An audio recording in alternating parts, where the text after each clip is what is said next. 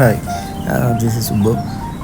ஒரு வழியாக ட்ராஸில் தங்கிட்டு அதுக்கப்புறம் ஏர்லி மார்னிங் எழுந்திரிச்சு லேக்கு புறப்படலாம் அப்படின்னு சொல்லிட்டு கிளம்புனாங்க. ட்ராஸுக்கும் லேக்கும் இடையில தான் அந்த கார்கில் மெமோரியல் இருந்தது. அந்த கிளிப்பிங்ஸ் மிஸ் ஆகிடுச்சு. அது எங்கே இருக்குதுன்னு தெரியல. அதை பார்க்க நெக்ஸ்ட்டு வீடியோவில் சர்ச் பண்ணி போகிறேன். அந்த மொபைல் இல்லை இப்போ என்கிட்ட.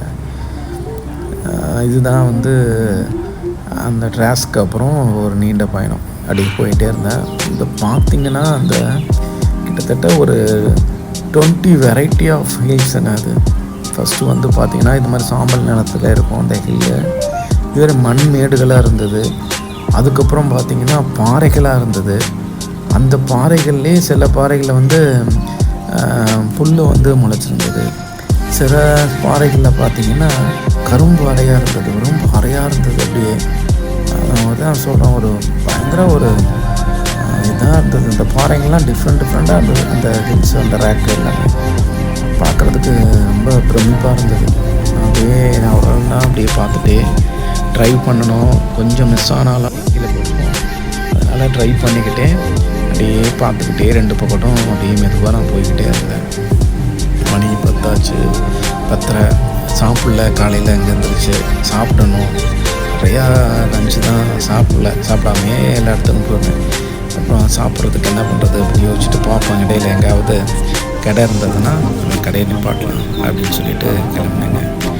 அப்படி பாருங்களேன், இது நல்லாயிருக்கும் பார்க்குறதுக்கு. உங்களுக்கு வியூ பார்த்திங்கன்னா நீங்கள் தான் நேராக போய் பார்க்கணும் இந்த ஏரியா. கண்டிப்பாக இதே மாதிரி நீங்களும் கார் எடுத்துகிட்டு போகணும் அவசியம் கிடையாது. இங்கேருந்து நேராக ஜம்முக்கே ட்ரெயின் இருக்குது. ஜம்மு அண்ட் காஷ்மீருக்கு ட்ரெயினில் போயிட்டு அங்கேருந்து நம்ம என்ன பண்ணிக்கலாம், ஏதாவது ஒரு காரோ வேனோ நம்ம அப்படி ஃபிக்ஸ் பண்ணிக்கிட்டு அங்கேருந்து லே போகணும். போயிட்டு இது மாதிரிலாம் நீங்கள் என்ஜாய் பண்ணி பார்க்கலாம். போயிட்டு வரலாம். ஒன்றும் பயம்லாம் ஒன்றும் கிடையாது. லே போயிட்டால் ஒன்றும் பயமே கிடையாது. இடையில் நம்ம இங்கேருந்து போகிறது தான் கொஞ்சம் ரிஸ்க்குன்னு சொல்ல முடியாது. கரெக்டாக பிளான் பண்ணி போயிட்டோம்னா ஈஸியாக போயிட்டு பயப்படலாம் ஒன்றும் தேவையில்லை. எப்போவுமே மிலிட்ரி போய்கிட்டு இருப்பாங்க. ரேடாரில் வாட்ச் பண்ணிகிட்டு இருப்பாங்க. ஏதாவது ஒரு ப்ராப்ளம் டக்குன்னு வண்டி நிற்பான்னா அடுத்த செகண்ட் 10 நிமிஷத்தில் மிலிட்ரி வந்துடுவாங்க. பாருங்களேன் இந்த மலைகள் எப்படி இருக்குது அப்படின்னு. ஆளே இல்லாத இடத்துல நம்ம அந்த கீழே பார்த்தோம் பார்த்திங்களா, அந்த இது வாட்டர் மெல்ட் ஆகி போயிட்டு இருந்ததில் அது இங்கே மறுபடியும் இந்த வருது பாருங்கள் இந்த வாட்டர். அங்கேருந்து அங்கே அப்படியே 2 சைடும் அப்படியே போயிட்டுருக்கு இந்த வாட்டர்ஸ். எப்படி இருக்குன்னு பாருங்கள். பயங்கரமாக இருக்கும். அந்த ரேக்கெல்லாம் பார்க்குறதுக்கு டிஃப்ரெண்ட்டாக இருக்கும். இங்கெல்லாம் ஒன்றும் ப்ராப்ளம் இல்லை. நல்லா ஈஸியாக நான் லே அந்த காமாக இருந்தது. இங்கே ஒரே ஒரு ப்ராப்ளம் என்ன அப்படின்னா, என்னுடைய கார் கீயை மிஸ் பண்ணிட்டேன். ஆக்சுவலாக மிஸ் பண்ணதான் நினச்சிட்டு தேடினேன். கடைசியில் பார்த்தீங்கன்னா அந்த கார் கீ என்னுடைய சைடு பாக்கெட்டில் இருந்தது. அப்போ தான் எனக்கு 2 கீ வச்சுருந்தேன். ஒரு கீ பேக்கில் வச்சுட்டு ஒரு கீ அது லே ரீச் ஆனதுக்கப்புறம் ஒரு ஈவினிங்காக சரி லே மார்க்கெட்டு போகலாம் அப்படின்னு சொல்லிட்டு தான் கிளம்புனேன். அப்படி கிளம்பும்போது அங்கே போய் டீ சாப்பிட்டுட்டு காஃபிலாம் சாப்பிட்டுட்டு ஸ்நாக்ஸ் சாப்பிட்டுட்டு அப்படியே திரும்பி லே மார்க்கெட்லாம் நல்லா விசிட் பண்ணிவிட்டு வரும்போது அந்த கீயை மிஸ் பண்ணதாக நினச்சிட்டு கீயை ஃபுல்லாக தேடினாங்க. 2 மணி நேரம் அந்த எந்துவே போயிடுச்சு. கீயை மிஸ் பண்ணிட்டோமே. அப்புறம் மறுபடியும் காரை அந்த ரூமுக்கு போகணுமே அப்படின்னு சொல்லிட்டு தேடிக்கிட்டே இருந்தேன். அப்புறம் நம்ம போன இடங்கள்லாம் தேடி பார்த்தேன். கடைசியாக பார்த்தீங்கன்னா என் பாக்கெட்டில் இருந்திருக்கு, சைடு பாக்கெட்டில். அப்புறம் ஒரு ஹாப்பி. அப்புறம் மறுபடியும் அங்கே உஸ்ஸுன்னு சொல்லிட்டு ஒரு அரேஞ்ச்மெண்ட். இங்கே ஜோட்டல் அப்படின்னு சொல்லுவாங்க. ஜோட்டல் அப்படின்னு சொல்லிட்டு அது வேர்ல்டு ஃபுல்லாக இருக்குது. டாக்குமெண்ட்ரி மாதிரி அது தங்குற இடம் அது. அதே மாதிரி இதுவும் இந்த உஸ் அப்படிங்கிறாங்க. லேயில் ஒரு நாளைக்கு 600 ரூபாங்கிறது ரொம்ப கம்மி தான். தங்கினது நம்ம எங்கெங்கே ஸ்டே பண்ணுறனோ நம்ம ஊர்லேருந்து வரும்போது மினிமம் ஹோட்டலுக்கு 2000 ஆகிடும். ஸ்டே மட்டும் 2000. ஏன்னா நம்ம தங்குற இடம் ரொம்ப நல்லா செக்யூர்டாக இருக்குன்னு சொல்லிட்டு சாதாரண இதெல்லாம் தங்கலை. ஓரளவுக்கு நார்மலாக உள்ள ஹோட்டல்ஸில் ஸ்டே பண்ணேன். அதுவும் தங்குறதுக்கு 2000 ரூபா. ஒவ்வொரு நைட்டும் நான் 2000 ரூபா ஸ்பெண்ட் பண்ணேன். இங்கே தான் 600 ரூபா. அதே மாதிரி இங்கே உஸ்ன்னு சொல்லிட்டு அங்கே இருக்கேன். அங்கே இந்த ப்ரைவேட் எப்படின்னா டாக்குமெண்ட்ரின்னு சொல்லுவாங்க, இண்டிவிஜுவலாக தங்குறது. அந்த மாதிரி தனி ரூமும் இருக்குது. அது 2000 ரூபா சொன்னாங்க. நம்ம 2-3 நாள் இங்கே இருக்கிறதுனால அந்த டாக்குமெண்ட்ரி மாதிரி எடுத்துக்கிட்டேன். டாக்குமெண்ட்ரின்னு சொல்லுவாங்க, அதை எடுத்துகிட்டு ஒரு நாளைக்கு 600 அதை எடுத்துகிட்டு அங்கே ஸ்டே பண்ணிவிட்டு அங்கே உள்ள இடங்கள்லாம் அப்படியே ஒவ்வொரு நாளும் அப்படியே போய் பார்த்தேன். அது ஒன்றும் ப்ராப்ளம் இல்லை. அங்கே ஃபுட்டுலாம் அக்கமடேஷன் எல்லாமே இருக்குது. நீங்கள் கூட அங்கே போய் ட்ரை பண்ணி பார்க்கலாம். தங்குறதுக்கு ரொம்ப நல்லா இருந்தது. 4-5 பேர் ஃப்ரெண்ட்ஸாக போனீங்கன்னா ஈஸியாக இருக்கும். அது என்ன, நான் ஒரு ஆளாக போனதுனால அங்கே தெரியாதவங்க நிறைய பேர் இருந்தாங்க. பேசிக்கிட்டு விளையாண்டுக்கிட்டு இருந்தாங்க. நம்மளுக்கு ஒரே டயர்டுனால ஒன்றும் பார்ட்டிசிபேட் பண்ண முடியல. அங்கே போய் சோனோன்னா சாப்பிட்டு அந்த டாக்குமெண்ட் தூங்கிட்டு அடுத்த பிளான் என்ன அப்படின்னு சொல்லிட்டு தான் நம்ம பார்த்துட்ருந்தோம். இந்த வழியெல்லாம் பார்த்தீங்கன்னா பிரமிப்பாக இருக்கும். பார்க்குறதுக்கு செம்மையாக இருக்கும். நீங்கள் தனியாக தான் இங்கே பார்க்குறதுக்குன்னு போகணும். டைம் வேணும் உங்களுக்கு. டைம் இருந்ததுன்னா ஈஸியாக நீங்கள் போயிட்டு வரலாம். லே போகணும் அப்படிங்கிறது எல்லாத்துலேயும் பார்த்தீங்கன்னா சொல்லுவாங்க, லே லடாக் என்ன ஆம்பிஷன்ஸ் அப்படின்னு சொல்லிகிட்டே இருப்பாங்க. அதெல்லாம் ஒன்றும் கிடையாது. அங்கே போய் பார்த்தா இதே மாதிரி தான் மண்மேடுகளும் மலைகளும் தான் இருக்கும். வேறு தண்ணி கூட கிடைக்காது. இந்த மாதிரி ஏரியா தான். ஒன்றுமே கடைகள் இருக்காது, ஒன்றும் இருக்காது. என்ன அப்படின்னா நம்ம ஊர்லேருந்து பக்கத்தில் ஒரு கடைக்கு போகிறதுக்கு ஒரு ஜஸ்ட் வண்டி எடுத்தோன்னா வாக்கபிளில் போகலாம்.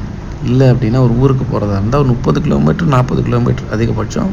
இடையில நிறையா கடைகள்லாம் வரும். ஆனால் இங்கே ஒரு இடத்துலேருந்து இன்னொரு இடத்துக்கு போகிறது ஜஸ்ட்டு 200 கிலோமீட்டர், 300 கிலோமீட்டர், 400 கிலோமீட்டர் இப்படி தாங்க. இதில் எல்லாமே எல்லா டெஸ்டினேஷனும் ஒரு இடத்துலேருந்து இன்னொரு இடத்துக்கு போகிறதுக்கு 400 கிலோமீட்டர் வரை இப்படி தான் இருக்கும். 300 கிலோமீட்டர் வரை இப்படி தான் இருக்கும். இதுக்கு இடையில் ஒன்றுமே இருக்காது. வெறும் காடுகளும் மலைகளும் தான் இருக்கும், பனிகளும் தான் இருக்கும். ஜஸ்ட் இதில் போடுவேன், just 300 kilometre from destination here to their அப்படின்னு வரும். ஐயோ, 200 to 300 கிலோமீட்டர் அசால்ட்டாக சொல்லுவாங்க. இந்த மாதிரி இருக்குது பாருங்கள். ஏரியாலாம் எப்படி இருக்குன்னு பார்த்தீங்களா? பார்க்குறதுக்கு ரொம்ப அருமையாக இருக்கும், நல்லாயிருக்கும். ஆனால் நான் என்ஜாய் பண்ணேன். தனியாக போகும்போதுலாம் பரவாயில்ல, எனக்கு அதுதான் பிடிக்கும். பாட்டு கேட்டுட்டு இதெல்லாம் பார்த்துட்டு அப்படியே அமைதியாக போயிட்டு கிட்டத்தட்ட ஒரு 22 நாள் 20 நாளைக்கு மேலே இருக்கும். அப்படியே போயிட்டு அப்படியே பார்த்துட்டு அப்படியே வந்தேன். ரொம்ப மகிழ்ச்சியாக இருந்தது, நல்லா இருந்தது. போயிட்டு பார்த்துட்டு இந்த மலைகள்லாம் அப்படியே பாறைகளும், ஒவ்வொரு பாறைகளும் வித்தியாசமாக இருக்குங்க. இதெல்லாம் மண் குவிகளாக இருக்க. இன்னொரு இடத்துல பார்த்திங்கன்னா பாறைகளே கரும்பாறை, பார்க்கவே பயமாக இருக்கும். கருப்பாக இருக்கும் அந்த பாறைகளாக. ஒரு பக்கத்து பார்த்தா பனி மலையாக இருக்கும். பனி ஃபுல்லாக படர்ந்துருக்கும் அந்த பாறைகளில். அதுவும் ரொம்ப பார்க்குறதுக்கு பிரமிப்பாக இருக்கும். அதுக்கெலாம் ஒரு டைம் வேணும். ஒரு இதை நீங்கள் ஸ்பெண்ட் பண்ணி போகணும். நம்ம லைஃப்பில் ஒரு தடவையாவது நீங்கள் அதுக்கு அச்சீவ் பண்ணி பாருங்கள், போயிட்டு வர்றதுக்கு. என்ன லைஃப்பில் வந்து நிறையா பேர் சேர்த்து வைக்கிறாங்க, சொத்து பணம் எல்லாம் அப்படின்னு. ஆனால் என்ன, கையில் நம்ம ஒன்றுமே கொண்டு போகிறதில்ல. ஒரு தடவை தான் இருக்க போகிறோம், இன்னொரு தடவை இருக்க போகிறோமா இல்லையாங்கிறது நிச்சயம் இல்லை. இருக்கிற ஒரு நம்ம லைஃப்லேயும் இந்த மாதிரி இடங்களில் போய் பார்த்துட்டு வந்துடணும் அப்படிங்கிற மாதிரி எல்லா இடத்துக்கும் நம்ம போயிட்டு வந்துச்சு. இந்தியா ஃபுல்லாக நம்ம கன்னியாகுமரி டு, அதான் என்னுடைய எய்மே. நம்ம இங்கே கன்னியாகுமரி டு நம்ம அந்த லடாக் அப்படின்னு சொல்லுவாங்க. முதல்லலாம் வந்து கன்னியாகுமரி டு காஷ்மீர்னு சொல்லுவாங்க. இப்போ வந்து அந்த லடாக்னு மாற்றிட்டாங்க. அதனால் அந்த லாஸ்ட்டு எண்டு வரை போயிட்டு வந்துட்டாங்க. அந்த பைபாஸ் வந்து NH44 அப்படின்னு சொல்லுவாங்க. 44, ஆமாம், NH44. அதிலே நிறையா வருது, 75, 45 அப்படின்னு வருது. NH44 தான் கன்னியாகுமரி டு லடாக் முடிய. அப்படியே ஒரே ஸ்டேட். இது ஒரே ஸ்டேட்டுன்னா உங்களுக்கு நேர் கோட்டில் எல்லாம் வராது. அங்கங்கே என்ன பண்ணுவோம், டீவியேட் ஆகி மாறி போகணும். சந்துக்குள்ளேயும் போவோம், தனியாகவும் போகும். ஒரு ஊருக்குள்ளே போய் அப்புறம் டேர்ன் ஆகி போகிற மாதிரி இருக்கும் அங்கங்கே அப்படியே. ஆனால் மேப்பில் பார்த்தீங்கன்னா ஒரே கோடாக காமிக்கும், நேராக NH44ன்னு காமிக்கும். அப்படி இருக்காது. நம்ம ஊரில் எப்படி போகும்போது மாறி போவோம்ல, அதே மாதிரி ஒவ்வொரு ட்ராக்கையும் பண்ணி. அதுக்கு ஜிபிஎஸ் வந்து ரொம்ப முக்கியம். டெல்லி வர ஜிபிஎஸ் காமிக்கும். டெல்லிக்கு அப்புறம் பார்த்திங்கன்னா அந்த ஜிபிஎஸ் நம்ம செல் நம்பர் எதுவுமே ஒர்க் ஆகாது. அப்போ போஸ்ட் பெய்டு வாங்கிக்கணும். போஸ்ட் பெய்டு வாங்கிட்டு அதுக்கப்புறம் வந்து நம்ம அதை ஃபாலோ பண்ணணும். இன்னொன்று வந்து நீங்கள் பார்த்தீங்கன்னா எங்கள் இடத்துக்கு நீங்கள் போனாலும் ஆஃப்லைன் மேப்பை வந்து டவுன்லோட் பண்ணி வச்சுக்கணும். சரி, நான் அதை ஃபுல்லாக அதை முன்னெச்சரிக்கையாக எல்லாமே நம்ம எங்கெங்கே போகிறோமோ, இங்கெல்லாம் வந்து டவரும் இருக்காது, ஃபோன் எடுக்காது, எதுவுமே ஒர்க் ஆகாது உங்களுக்கு. அப்போ அந்த ஆஃப்லைன் மேப்பை நம்ம டவுன்லோட் பண்ணி வச்சுக்கிட்டோம் அப்படின்னா போகிற இடத்துல அது வந்து ஒர்க் ஆகும். ஜிபிஎஸில் அது ஒர்க் ஆகும். அப்போ வந்து அதை எடுத்துக்கிறோம். நம்ம வந்து சப்போஸ் நெட் இல்லை அப்படின்னா கூட அந்த ஜிபிஎஸ் வந்து ஒர்க் ஆகும். அந்த மாதிரி தாங்க போயிட்டு வந்தேன். செம்மையாக இருந்ததுங்க. நீங்களும் போயிட்டு வாங்க.